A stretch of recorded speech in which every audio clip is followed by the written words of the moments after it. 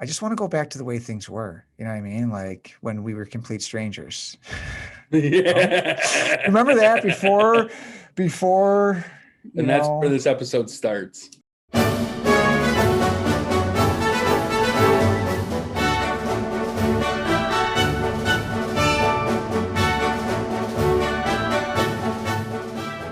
You're not Eric and I'm not Matt, and we both don't hate ads, right? Am I right?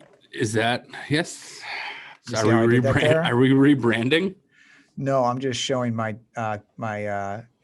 creative and linguistic dexterity. Oh, is that what you're doing? I don't know. I might be. So I am excited today because I got to pick. This week was my week to pick. All right. And here's the thing. Yeah. When Matt picks some doozies. Matt has a pretty strong track record of ad picking for Eric and Matt like ads. I like to think that I know how to bring it too. And I believe that this week I have brought it. Brung it? It's already been brought, right? Isn't that from like a Bring It On? What's that name? It's like the cheerleader movie. Yeah. Bring it on, brought it on, bring it on. Proud to say I do not know. I know of what you speak, but I don't. You see, Matt, flamingos, do you know that they molt? I think that's the term. They lose their feathers. All right. So when that happens, they are actually white. Flamingos are white. And it's something that's about like, no, or is it something to do with when the females have babies, baby flamingos, and the baby flamingo, something about that process causes the dye that they get from the shrimps and different things that they eat, because that's where their pinkish kind of color comes from, right? It causes it to be stripped out of their feathers. It's something like this, all right? If we have any zoologists, if either of our moms are a zoologist and could just throw something in the comments, we'd appreciate that. But that's what's going on there. So clearly we are not looking at a shirt that is comprised of female flamingos who have recently hatched younglings. That's what I'm trying to say. All right. That's what I'm trying to say. Well, now that we've cleared that up, thank you for that. Really. So I do feel pretty good about our selection for this week. And really our selections kind of selections. I feel like we're throwing it back to episode 1, where we kind of did an adventure through a campaign, and that was Snickers, the You're Not You When You're Hungry. So I feel like we're kind of doing a little bit like that. We're going to have 3 different ads that we're going to be viewing today, all part of the same campaign, all containing the same. These actually are all containing the same characters. That's a little different. The Snickers had different characters. This is all the same characters in this campaign. And these are these are the contemporary. So I think commercials people, that both of our moms are going to be familiar with. And so you like it when I bring it, right? Yeah, absolutely. Just don't ramble on too much, right? You mean like I just did? Maybe. No, of course not. No, I agree. I think this is a really good campaign. All right, so I say we just give the people what they came for, what they want. Yeah. All right. Yeah. Just give me a moment. Or in other words, do it to it. So when in doubt, just say, let me talk to my manager. Next, Carvana's 100% online shopping experience. Carvana lets people buy a car, get this, from their couch. What? Oh, how disruptive. No salesman there to help me pick out the car I need. I mean, how does anyone find a car on this site without someone like us checking in? She's a beauty. Oh, golly. I can help you find the color you want. That sounds nice. Let me talk to my manager. Buy your next car 100% online with Carvana. I'm going to start by saying that, so when you told me about this, you texted me the ads, and I thought that it was something slightly different. And I actually said to you, like, this almost worked on me because I literally about a year ago, we had to buy a new car, and Carvana was definitely definitely new to me, right? And I had heard about it, and I'd seen like ads, and I took a look, and even got whatever, pre-qualified or whatever it is. Went through the process. It was incredibly painless, and I really, really, really liked the experience. And then I bought a car at a dealership anyways, which I think that there's something there, right? Like a little nugget of truth there, because like this ad very effectively like associates all of the negatives of like the dealership experience with like the benefits of using Carvana. And it probably intentionally ignores like the one big detractor of using Carvana, and that's that it is a different experience. It's change, right? Like we have always bought cars pretty much the same way, right? Like, not much has changed in the world of going to a new or used car lot over the years. Maybe it's a bit less like it was 40 or 50 years ago, where, our car salesman, like maybe a little bit less cliche, stereotypical car salesman. Maybe, I don't know. I don't really know. Because I wasn't there 50 years ago or whatever, but This just in. under 50 years old. Anyways, but no, I like, so I really like how they do that though, like how they like match the negative with the benefit, right? The negative experience with the benefit of using Carvana, because it's not just like, hey, this is how it is there and at a dealership, and this is how it is with Carvana. It's just like this neat little kind of like story of here's this sales meeting, which I think pretty much everybody knows exists, and even if they don't, it's pretty clear, they flash the message, or the title right in the screen.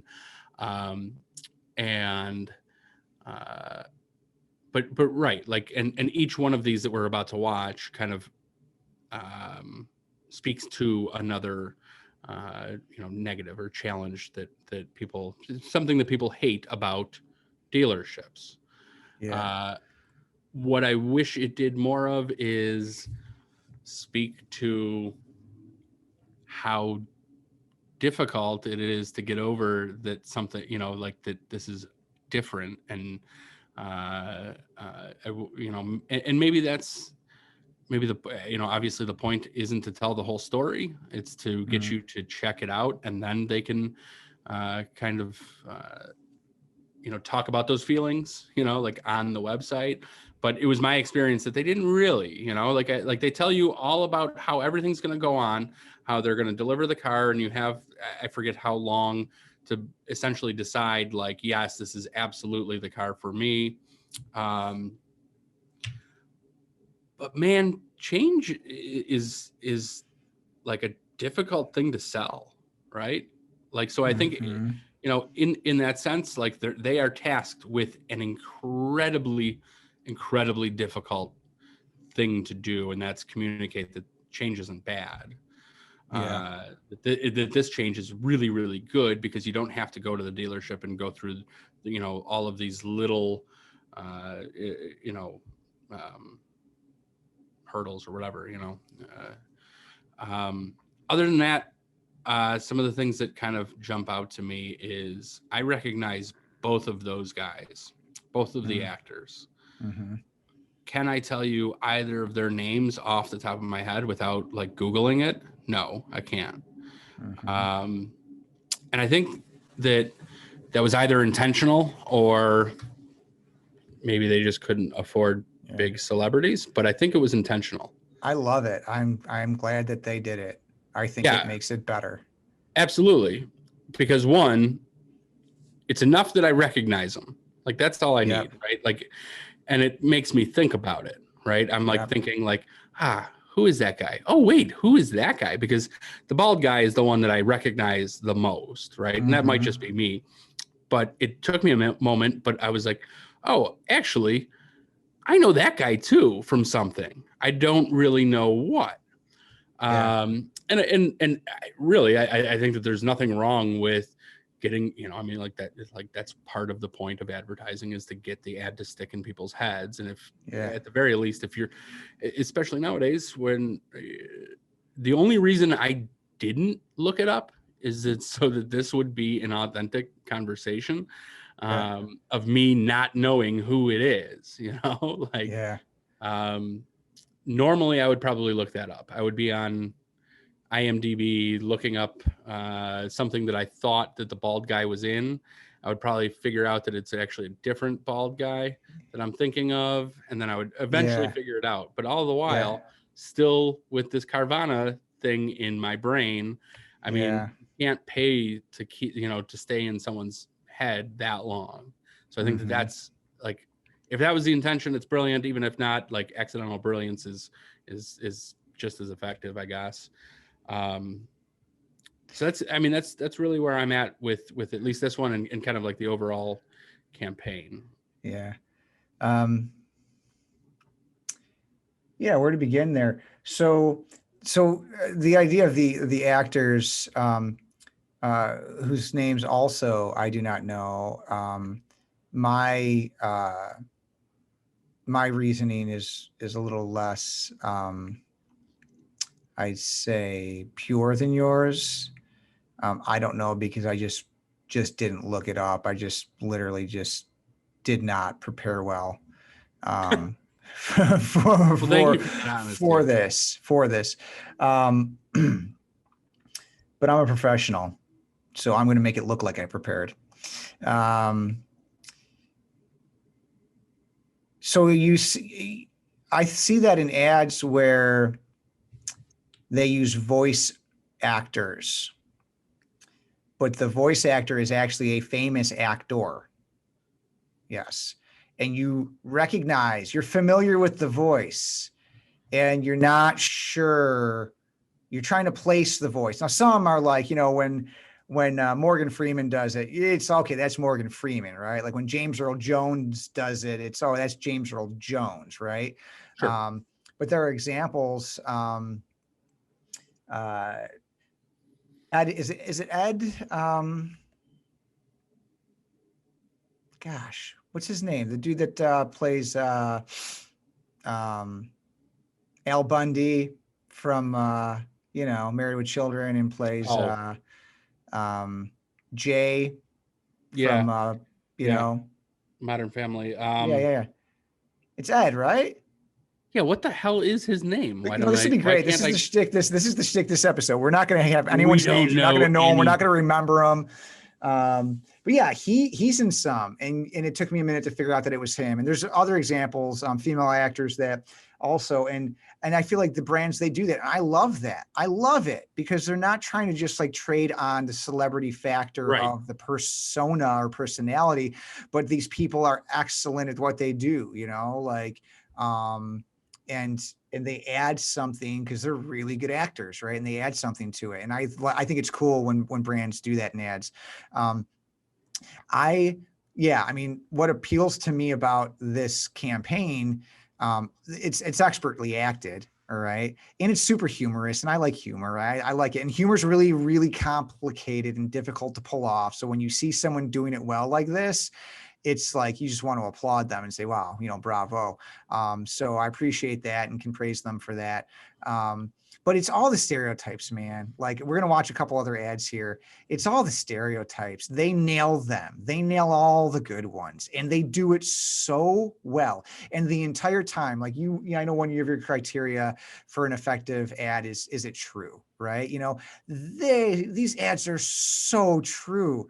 They are so true. We've all had that experience, right? That cliche experience. And one would think, and I have some friends in the automotive business, and they are amazing people, and they do really great things for their customers, right?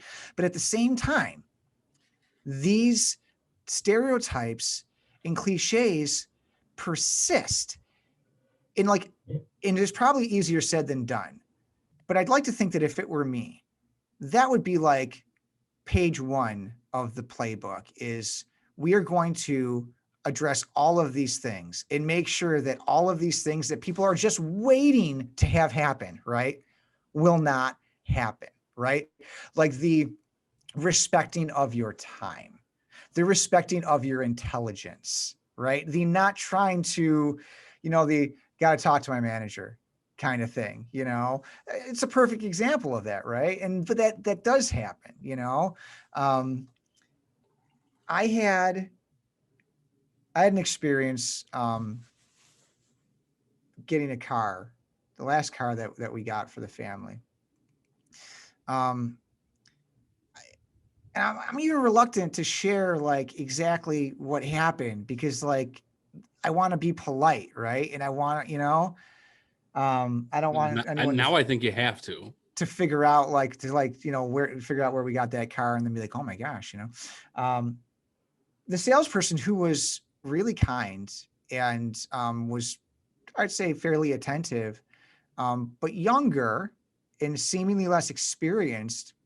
When we were there to pick up the car, told us, and it took forever. We got there expecting to pick up this car, which is foolish in our part because you don't go to a car dealership and do like anything quickly, right? You just don't. It just doesn't happen. And we're there to pick up the car, and we're waiting and sitting in the cubicle, and we're waiting and we're waiting and we're waiting, and he's kind of coming in and out. Okay, I don't remember like, oh, this person's working on this paperwork, this thing's happening there. It's like, why is none of this stuff done? Right. Why is none of this stuff done? Right? Like you said to come in. You said to come in. All right. We're here with our kids. All right. You said to come in. All right. And he comes back at one point and explains that they're shorthanded and whatever. And also goes on to tell us that one of their assistant managers literally just walked off the job while we were there, literally quit and walked out. And I'm like, okay, someone needs to tell this guy that that's something you don't tell your customer. Right. You do not go tell your customer that one of your assistant managers literally just like walked off the job. We're here to buy a car.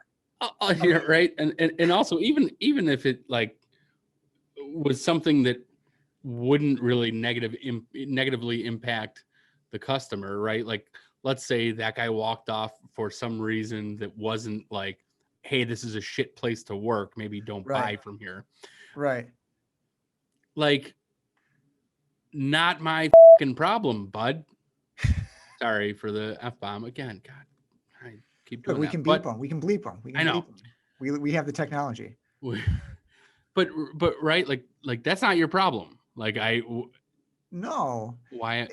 Of course, it's not my problem. No, it's just bad. It's bad sales. It's bad, bad salesmanship. It's bad customer service. It's just bad business, right? And then in addition to that, we got a visit from the F&I guy, because of course you're going to get a visit from the F&I guy. And I get it. I understand how they run. I know what they're doing. All right. And by the way, so does anyone who's not worked or had a business relationship with a car dealership. They know what you're doing, which is why this Carvana thing like works. Right. Right. And he was honestly a nice guy, really nice guy. And, but was like a complete caricature of himself, and a complete, like what you would expect from that kind of like chummy, trying to like be friendly and like build rapport, like too enthusiastic, not believable. Right. And Meredith and I are both there, and we're listening, of course, because we're polite people, and we're listening to the spiel, and what he's pitching us is wheel insurance. Because, right, exactly, right? Because nowadays, you could crack a wheel on your vehicle. All right. You could crack a wheel and you could hit a pothole, like anything could happen. And by the way, I've never seen nor heard, I'm sure it's happened, but I've never seen or heard of anyone ever cracking a wheel on a new car or a car that is even just a few years old. All right. We're not, by the way, this particular car, we're not planning on having for more than a few years. Okay. Right. So there's that. And then he's going into how they're low profile wheels. These are low profile wheels. Oh, he's looking, because they actually eventually pulled up the truck or whatever and we happened to be in a cubicle that had a window and it was literally like right there. Yep. He's looking, oh, whoa, got those low profile wheels, huh? Well, hitting curb. I mean, he's going into this like we're gonna we're gonna be like going around, and I get it. Like you hit curbs, you can scuff your rims and stuff. It happens. But just pressing hard on this, and like halfway through his spiel, Meredith can't contain herself, and she bursts out in laughter. Like kind of like not like in his face, but he's not that far away from us, and I have to kind of like. And she, by the way, Meredith is a very sweet, kind, caring, compassionate individual who would never intend to do that. But that's my point. She could not even, the last person in the world that would happen to, she could not contain herself. That's how ridiculous it was. So when Carvana, and I'm not the only person, we are not the only people that have had that experience. So when Carvana does an ad like this, immediately you're like 100%. If someone could solve that problem, boom. But at the same time, there's the inertia, to your point, of how this business works, right? And how long will it take before we get comfortable with the idea? As much as we loathe the experience of going to a car dealership, how long will it be before we feel comfortable doing it without it? How twisted, right? How twisted is that? Right. And me personally, after having gone through the experience just recently again, while thinking maybe I should do this Carvana thing, I think the next time I buy a car, it will likely be online. I am not a car guy. I don't know if that came through yet, but I am not a car guy. We literally this car that we bought. Now, also, this was early pandemic. We were gearing up to buy a car. We are absolutely drive it into the ground type people. We like to keep the same car. You should get the rim insurance for as long as possible. Not really drive it into the ground, but you know what I mean. Literally, let's use this car until it's much older than almost all other cars on the road. But it was right in the beginning of the lockdown pandemic, all of that stuff. So we were kind of rushing, and we definitely rushed the the process. We didn't go to see as many cars as normally you would, because you had to schedule an appointment per car. Even if you were at the same dealership, at that time, you had to schedule an appointment per car that you wanted to go look at. So we bought the first car that we saw because we were like, screw it, it's in, and it worked out. If it had not been a good fit, of course, would not have happened. I'm not an idiot. I'm not a total idiot. So it lucked you, in a way, you lucked out that it was the right car, made sense for your family, and you didn't have to go through the headache of doing it again. But here's the point. Yes, exactly. But here's the point that I'm trying to make here is that, we test drove it. Okay. It's, this wasn't a brand new car, but it was, so this was a year ago. So it was a 2-year-old used car. You know what I mean? Pretty much all 2-year-old used cars, unless somebody was doing something awful with it, drive pretty much like a brand new car. It had 28,000 miles on it, so The car that I drive was like that. You save a ton of money doing that. Meredith's is a lease. That's why I said we're only gonna have it for a few years. Hers is a lease, but I bought mine and I did the same way. You save a ton of money doing that. Oh my gosh. Yeah, of course. But so like the point there is that I had gone online and selected the car and then bought it. But I inserted this big long thing where I had to go in rather than just doing it. It's a ritual. It is. It's a ritual. Carvana. And to be fair, the guy that I dealt with was very similar to the the person that you dealt with. Was younger. He had blatantly admitted to us that he had only been there for about 6 months and hadn't sold that many cars. And that might have just been a line. Technique. Right? It could have been a technique to get you to have empathy for him. Undeserved misfortune. Oh, the underdog. We're going to help you make quota this month, buddy. And he tried kind of like all the typical, like, oh, let me go talk to my manager, or there's no way we can do that. Well, if you want the payments to be this, why don't we do? And it's like, no. I'm not talking about the payments. I'm talking about the price, right? Like, I mean, that typical stuff that every financial guru out there will tell you. Don't worry about the what the payments are, because they will make them what they need to be. Yeah. But yeah, like, this is why I say, like, I test drove it, but unless you're buying an 8 to 10-year-old car, like, what do you need to really test drive it for? Yeah. Right. Like, especially with cars these days, right? Like, look at so it's a mid-size, like, kind of crossover type car, right? Like, it's not quite an SUV, but it's not, like, get into a Honda CR-V, a RAV4, a Kia Sportage, and drive them all, and they're all pretty much the same, like.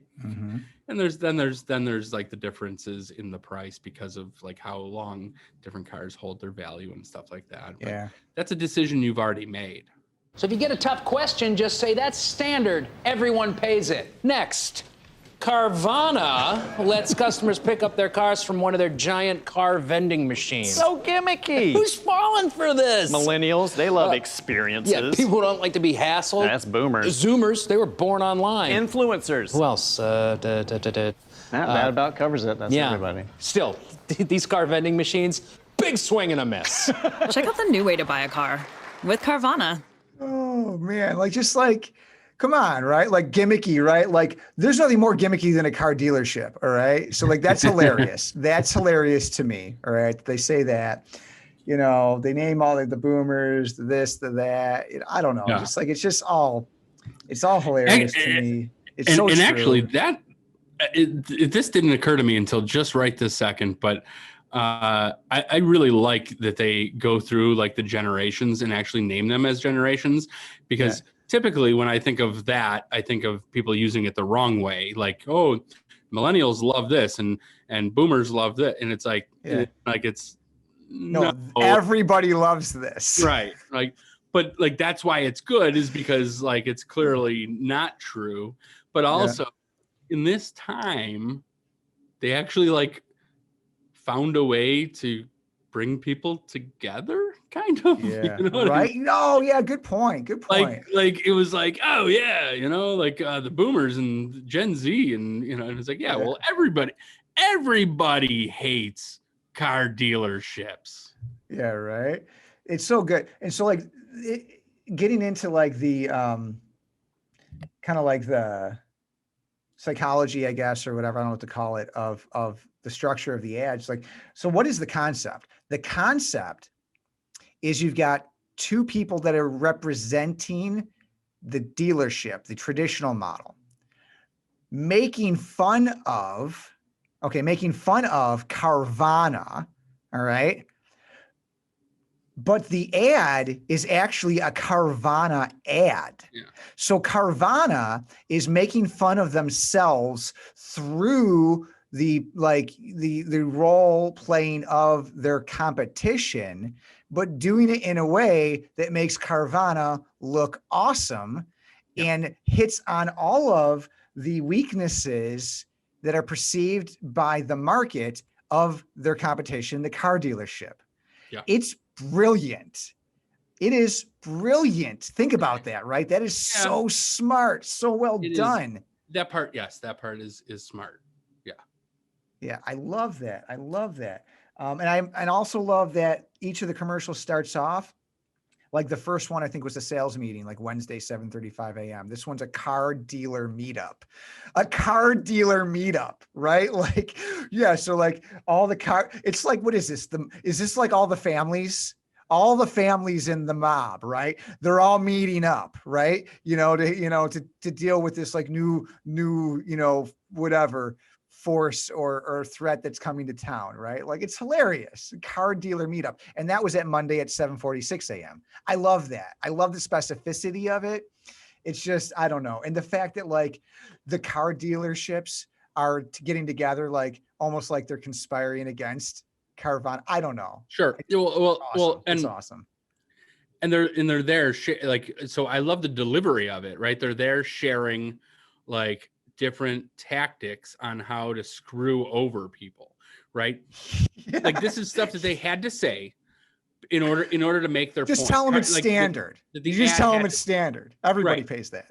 And they're doing it in a way that isn't like, this is what they do. They're showing you like, this is how, like this is what they do. They're actually showing you. And then he's like, all right, now Carvana, they've got this new car vending machine. How disruptive.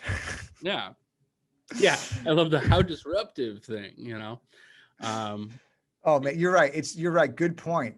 And this is, again, like, the more you think about it, it's just a really well-crafted strategy. The creative strategy is so smart, like, you got to respect it. It'd be interesting. Like, if I was in a car dealership or in that side of the biz, I would pay attention to this. I'd be paying attention to this. Absolutely. I'd be like, all right, that's not good. Now, what they have, again, as we mentioned earlier, and let's not spend too much time on this, let's watch the third ad in a second, but they have inertia, right? But here's the deal. We used to say this about the phone book. All right. Yep. I never said this. It's a bit crass, but I think it's true. It's like, the phone book, they say, well, it's dead, but the body hasn't turned cold yet, right? Oh, yeah. It's a little crass, right? The spirit's gone, but the body hasn't turned cold. It makes you wonder with, like, if this whole model of purchasing vehicles online and doing it in a really friction-free way, like, is the writing on the wall? I honestly don't know enough to know, like, if that's the case, right? People make claims like that all the time. Oh, this thing happens. Oh, it's going to be the end of this, television's the end of radio, radio's the end of print, blah, internet's the end of no, it just changes things, right? Yeah, but I think it's I mean, you're talking about like actual media to deliver like content or messages.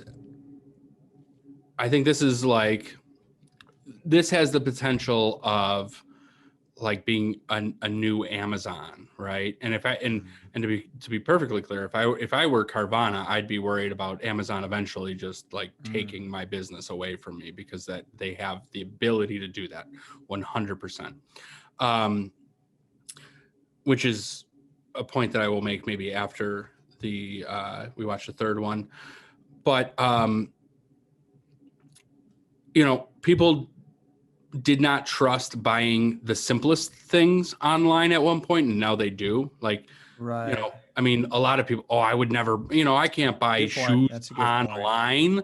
I got to be able to try them out, and now pretty much everybody buys their sneakers online. And all clothes, all sorts of things that you thought you had to be in person. You're right. Well, so Amazon, and I get that, and that's a really good example.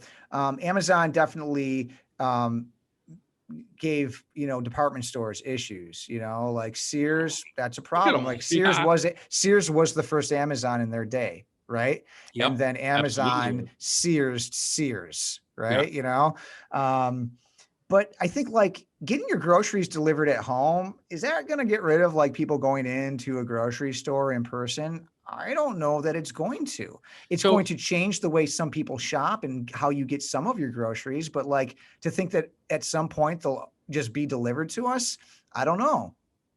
So like think about, do you think there's a segment of the market that just like wants the experience? Not everything's bought online, right? Right. Oh, absolutely. 100%. Like 100% agree with you because, like I probably live a little bit more in the space where people are going to go out there and say like, oh yeah, well, everybody buys stuff on everything online. It's like, well, absolutely not, no way. Not true. No. However, I think things that have a ton of friction in the buying process, like buying a car, it is ripe for picking, right? So they leave like themselves more vulnerable. Yeah. Sure. So okay. Remember, you can call your customers chief, just never big guy. No. Next, Carvana. People can sell their cars to Carvana entirely online. Customers answer a few questions and get an offer in 2 minutes. Where's the back and forth? The dance. The poppin', locking in the deal. The cha-cha of changing the offer. And then pulling them in close and whispering those magic words. This offer is good today only. Sell your car in just 2 minutes with Carvana. Oh, dude, the pop and lock in of the deal, and then those maybe the best line in all of these, leaning in close and whispering those magic words. This deal is good for today only. And there's but like the truth just like erupts from off the screen, right? Like it's so good because you're like, yes, that is what we hate about the traditional idea of a car dealership. That right there sums it all up, right? You get the sense that it's all about them and you're there to serve them, right? And I feel like, again, Carvana just like, obviously that's the whole concept behind Carvana. Right. So I want to bring up kind of, I don't know, maybe the elephant that will enter the room at a certain point, right? Like Carvana is one of the ways to buy a car online. There are others now. Sure. I don't know if Carvana was the first and also I don't care, neither does the market, right? Like they don't care who was first. They care who has the best brand and whatever. And as branding people, we should probably talk about this. There is one called Vroom. They had a pretty well liked spot on the Super Bowl this past year, I think. I remember seeing it around then. And then maybe so I've already made like the example of people buying people used to be reluctant to buy shoes online. Now they do. Tying it back to Allbirds, right? Are you familiar with Allbirds? So Allbirds has this like pretty hip looking shoe that only people that look like Erik wear. But no, I'm just kidding. They are the most comfortable footwear I've ever owned, dude. Holy crap. Sure. It's like walking entirely on birds. And I think that's where they got the name from. I don't think that would be very comfortable. However, well, have you tried it? Little Disney birds carrying you, right? Yes. I think they're getting more to the yes. Okay. Floating. So my point here though is that Allbirds sort of like built popularity, I think, without really building a recognizable brand. The shoe looks like what's hip right now. What happens when that changes in? I was gonna say, I think that Allbirds might be a fad. Yeah. Right. Are they a fad or a trend? You want to be and a also trend. and also I can go buy the exact looking pair of shoes for half the price on Amazon, and it's literally an Amazon essential or whatever whatever Amazon's brand of clothing is. And I get the same look, right? I get the same like cachet when people look at them, on the street. I got my AirPods in, I got my cool shirt on. I'm a hip guy. I got my Allbirds, so not that Carvana is doing this or not doing this well.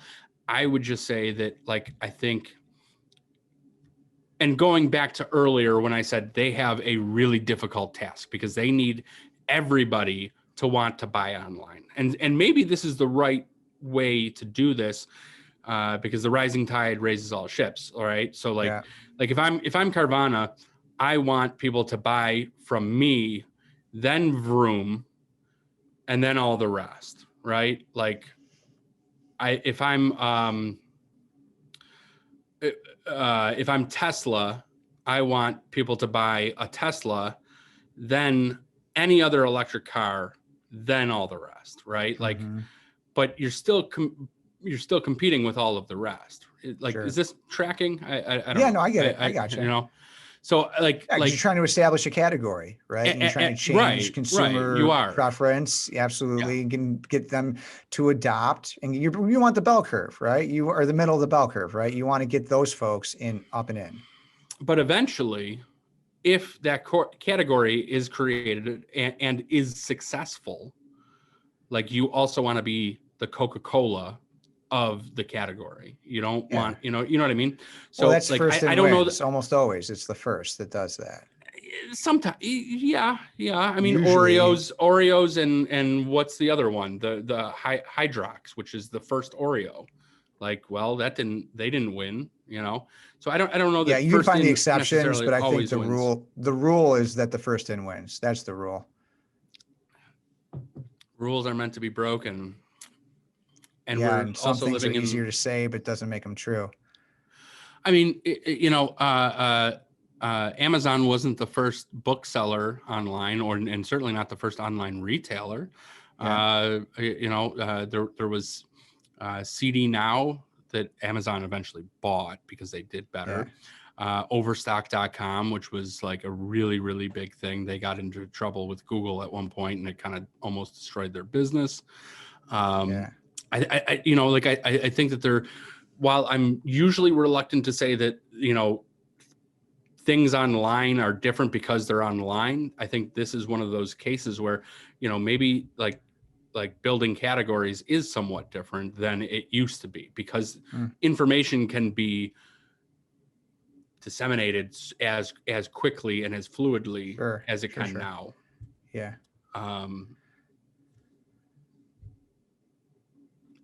I don't know, I mean, for all intents and purposes, Carvana and Vroom started at the exact same time for consumers, right? Like people who, and really like most of the public will look back probably in 2 or 3 years. Let's say this category is created and is successful. They will look back and say, oh, that started a few years after it actually did. Probably a few years from now. Yeah. So who was first in? I don't know. Yeah. Was it Carvana? Was it Vroom? Was it some company that's I going to... It's the chicken. Oh, wait. The chicken? Or the egg? Someone's got to be first. Anyway, I think Carvana ads, I think they're great. That's the point. The point is I think their ads are great. I think they're hilarious. I think they are super truthy. I think these are very good ads, but attention grabbing and holding. They're the kind of ads you want to see again when it comes on. You're like, oh yeah, I want to see that again. And like I try to, it doesn't mean I always hit this, but I try to, when I create ads, I try to create ads that people are gonna be like, I want to see that again. I want to hear that again.